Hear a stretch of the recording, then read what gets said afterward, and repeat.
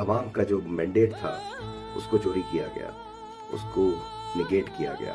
185 vote لے کے شیخ مجیب الرحمان اس وقت جیتے تھے، اور 80 ووٹ لینے والے ذوالفقار علی بھٹو کو پاکستان کے جناب اس کو بنا دیا گیا اور کہہ دیا گیا ہم یہاں پہ رہتے ہیں، تم وہاں پہ رہو، اور اس طریقے سے پاکستان کے 2 ٹکڑے کر دیے گئے۔ بہت غلط ہوا۔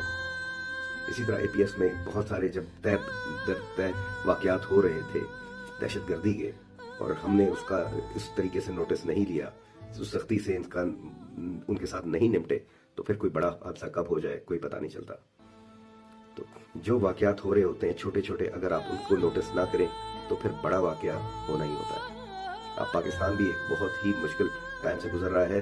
اگر یہ فیصلہ کرنے والے دیکھ لیں، سوچ لیں، وہ یہ نہ سمجھیں کہ جو ہو رہا ہے وہ چھوٹا ہے، یہ چھوٹے چھوٹے واقعات ہی کسی بڑے حادثے کی وجہ بنتے ہیں، سوچنا پڑے گا۔